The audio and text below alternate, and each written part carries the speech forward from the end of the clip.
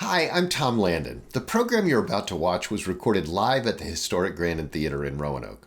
Since we started the Echo channel, we've made every effort to record as many Hoot and Holler storytelling shows as we can. If you appreciate seeing programs like this one and the fact that we make them available online and on demand to a global audience, I hope you'll consider supporting Blue Ridge PBS by becoming a member. These programs aren't cheap to produce, and we're actively seeking underwriting to support the recording, editing, and distribution of Hoot and Holler so that we can continue to make these heartfelt and personal tales available to those who are unable to attend them live. If you'd like to learn more about sponsorship, please drop me a line by email at tlandon@blueridgepbs.org. And enjoy the show. Blue Ridge PBS and Echo present Hoot and Holler, a live storytelling event recorded at the historic Grandin Theater in Roanoke, Virginia. Okay. You ready? Okay, because I'm not. Okay, I'm just kidding. When I was 12, my dad handed me a piece of my grandmother's past, a 1972 Minolta film camera. It smelled like dust and old memories, like the inside of a forgotten attic. I remember the cool, solid metal in my hands and the way that the weight of it settled in my palms. It wasn't just a camera, it was a relic, like a portal, a whisper.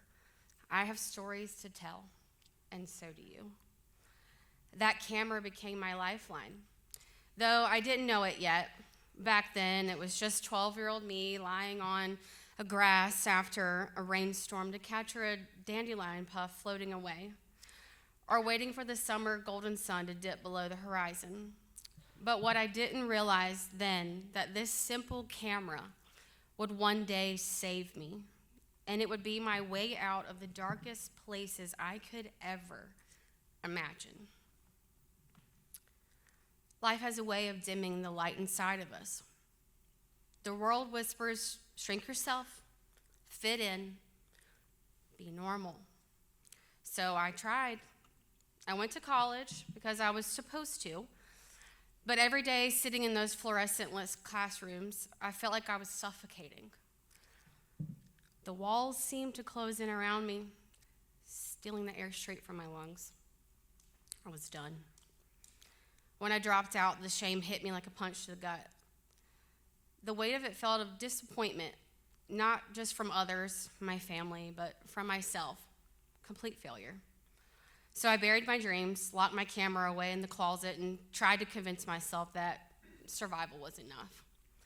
But no matter how hard I worked, no matter how many bills I paid or boxes that I checked off, I felt hollow. You know, the girl who used to chase the light through a lens had disappeared. And then came my first marriage. First marriage. A decision not made out of love, but out of fear. Let me take you there for a second. A dim, musty basement belonging to a 90-year-old efficient and his sweet wife. Super sweet. She gave me sweet tea. Should have had whiskey in it. The air smelled of mildew and stale mothballs, like the time had completely stopped there decades ago. I stood there in a $5 Goodwill dress with a stain on the back. That wasn't from me. The fabric scratchy and thin against my skin. No flowers, no family, no friends. The epitome of what an elopement seems like to people. Just me and a man who already made me feel invisible. I'll never forget his cold, detached hair as we exchanged vows. Should have been he, but you know. His hand on my arm felt like iron, tightening just enough to say, "You're mine, and don't forget it." My heart screamed, "Run, run." But my lips said, "I do." And in that moment, I felt a piece of myself shatter. What followed was a marriage that felt like drowning in slow motion. The bruises were rarely on my skin, but they were everywhere else. In the way I avoided mirrors, in the way that I stuffed my makeup that I once loved wearing in a drawer to be forgotten, in the way that I flinched at his voice, scared that he was mad, in the way that I convinced myself that this is all I deserve, this is what love is. My camera stayed in its bag, though. untouched and as broken and forgotten as I had felt. People talk about rock bottom like it's a single moment, but for me, it was a tiny 1,000 collapses that felt like a series of paper cuts. Each moment chipped away at my spirit until there was almost nothing left. Almost. One night, as the rain pounded against the windows, I reached my breaking point. My heart felt like it was clawing at its way out of my chest. So the next morning at 4 a.m., I grabbed my car keys with shaking hands. The house was silent, except for my ragged, shallow breath.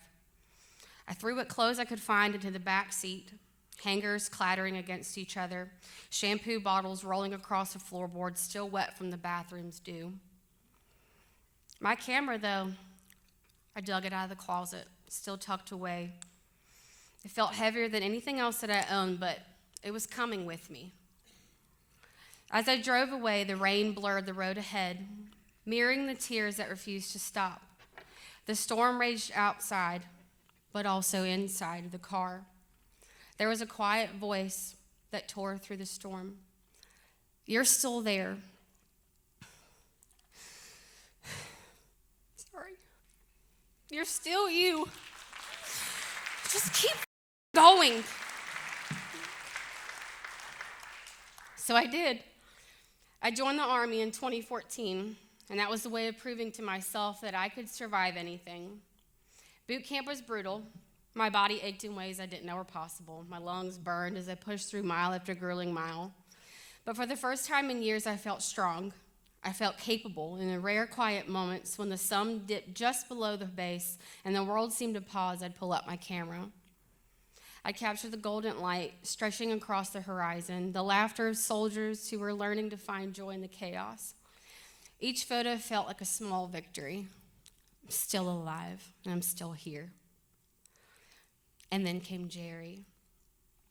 I met him when my heart was still wrapped in barbed wire, protecting myself from further hurt. He was patient and steady and kind, the kind of person that would stand in the middle of my storm and not flinch. You want to hear about our first date? He picked me up in a tiny Nissan red truck. This dude is 6'5". His tiny red truck broke down every 10 minutes, steam hissing from the hood like it was as stubborn as I was. He asked me out not once, not twice, but 3 times. Nope, just kidding, 4 times. Before I said, okay, I'll go. We enjoyed an evening of dinner. We spent the night laughing in gas stations and car washes, pouring bottles of water into the radiator. But somewhere in the chaos, I felt something I hadn't felt in years. Joy. Real, unfiltered joy.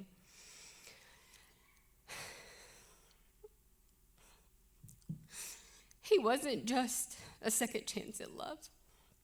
He was proof that love didn't have to hurt. I didn't have to shrink myself to be loved. I can wear all the makeup that I want. We were married 2 months later, and the rest is history. We've been together 9 years. He's sitting over there. We have 4 beautiful babies together. So after leaving the Army in 2020, I made a promise to myself, no more silencing the voice inside of me anymore. I decided to finally pursue my lifelong dream, photography. I took my old friend out of its bag and dusted off the lens. I watched the tears fall onto my hands as I held that Minolta camera. It was as if it whispered back, "Welcome back, my old friend. You finally found us." Needless to say, photography became my obsession quickly. I poured myself into it, teaching myself everything I needed to know. I photographed everything I possibly could, and then I found elopements. Elopements are raw, messy, and real. Just like life, they're about freedom to be married the way that you want. Vows exchanged on mountaintops as the wind howls, laughter echoing through the quiet forest, moments that are entirely their own. This isn't just a job for me. It's a fight for something bigger, a fight for authenticity, for love without limits, and for people to see themselves as enough. Those moments told me, this is where you belong. I realized that the same old voice, the one that told me I'd never make it in the Army, that told me I wasn't worthy of love, was the same voice trying to sabotage my dreams. But I wasn't about to let it win. Nothing is impossible with love on your side. The challenges did come, and they still come. At least 3 times, I've almost shut my business doors. I'd wake up to an empty inbox or a harsh criticism online, and I'm thinking, maybe they're right. Maybe I'm not cut out for this. I should just probably quit. But every time I was on the verge of quitting, something or someone reminded me of why I started. A couple moments stuck out for me. A couple whipped out joints and lit them with a blowtorch mid-ceremony. A couple who performed a blood oath under a full moon. That was gnarly.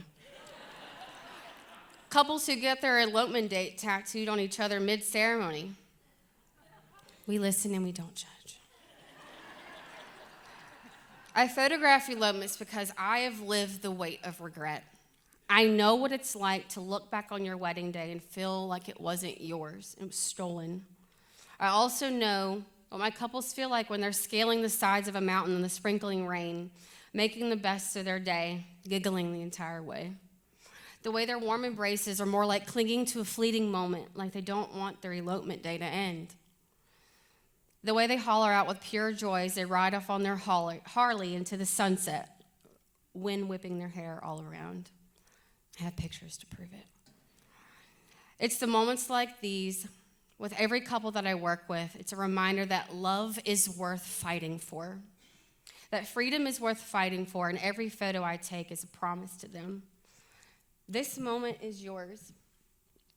You are enough, and you do deserve this type of love.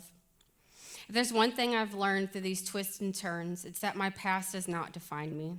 I do. A dusty camera for my grandmother, a series of heartbreaks, finding my own way. These are just chapters, not the whole story. I have the power to write my own ending. So from the 12-year-old girl clutching that old Minolta camera like a lifeline to the woman that stands before you now, photographing couples who dare to choose their own adventure, I want you to know you can take your scars and make something absolutely beautiful out of it. I mean, bells, I get to capture love for a career. Thank you for allowing me to share my story. And if you're curious about the chapters that I haven't told yet, believe me, there's more where this came from. Because in the end, we're all just figuring out how to truly live, how to love without apology, and how to say, this is who I am, and this is enough. Thank you. I have t-shirts if you want some. Okay, we have one more story.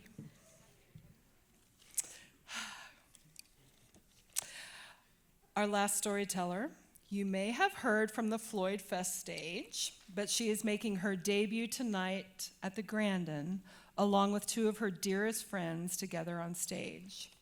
She's been known as a sexuality educator by day, dancer by night, but those lives have become more and more intertwined, as you'll see in just a moment. A beautiful human, advocate, and fabulous storyteller. Lean in with all the love, Melinda Britt.